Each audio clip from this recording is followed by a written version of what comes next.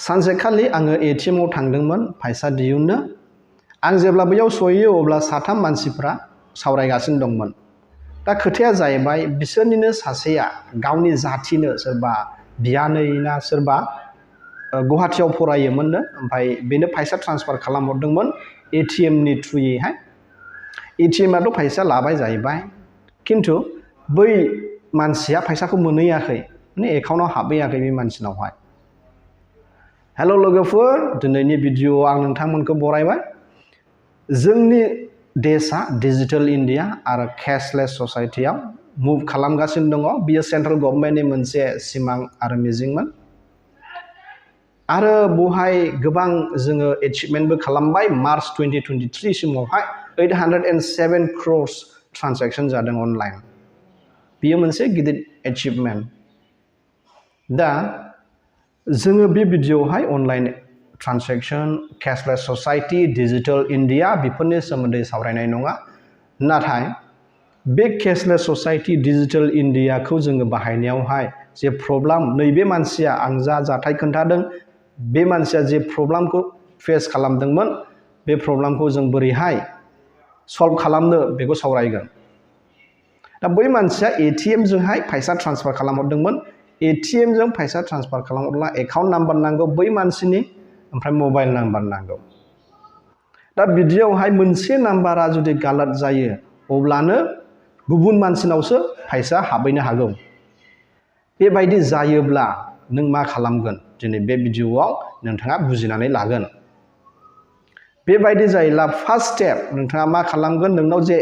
SMS फैयो transaction SMS बेयावहाय helpline number थागोन बे हेल्पलाइन नाम्बाराव नोंथाङा कल खालामनांगौ ओमफ्राय कमप्लेन रेजिस्टार खालामनांगौ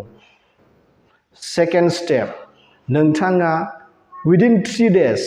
सानथामनि गेजेरावनो बेंक मेनेजाराव थांनानै रिटार्न कमप्लेन होनांगौ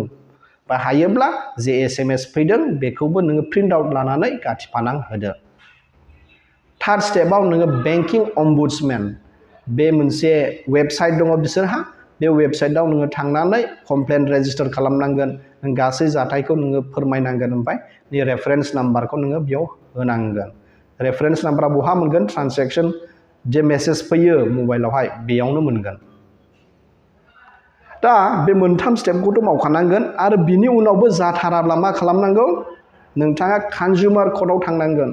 कन्ज्युमार कर्टआव थांनानै केस खालामहैनांगोन नाथाय दुखुनांथाव जे गोबां केसफोरा कन्ज्युमार कर्टआव थांनानैबो सल्भ जाजोबाखै सिटि बेंकजों मोनसे जाथाय जादों बिसोरो गोबां रां एकाउन्टफोरावहाय ट्रान्सफार खालामफ्लांदोंमोन बिसोर बेखौ मोनफिननो थाखाय कन्ज्युमार कर्टसिम थांदों नाथाय बांसिन थाखाखौनो मोनफिननो हायाखै बेनिखायनो हुसियार थानाया मोजांसिन बेस्ट माबा आदबा बेनो जे नोंथाङा जुदि 50,000 एबा जिखुनु जा गिदिर एमाउन्ट ट्रान्सफार खालामनांगौला फार्स्टआवहाय 10 रुपिस एबा 20 रुपिस ट्रान्सफार खालामग्रो एबा 100 रुपिस जुदि एटिएमफोरावला 100 रुपिस ट्रान्सफार खालामग्रो अब्लानो बे फैसाया बै मानसिनाव हाबहैगोन बै मानसिनाव हाबहैयोब्ला अब्ला नोङो रोखा जानो हाबाय जे एकाउन्ट नाम्बार जे नोङो टाइप खालामदों बेयो कारेक्ट बेनिखायनो बेस्ट सल्युशनखौ गोसोआव लाखि जेब्लायबो फिसा एमाउन्ट ट्रान्सफार खालामग्रो बिनि उनावसो हिउज एमाउन्टखौ ट्रान्सफार खालाम अब्ला बे भिडिअ'खौ गोसोआव लाखिदो शेयार खालामदो हाजासे मानो होनब्ला जोंनि मानसिफोरा दासो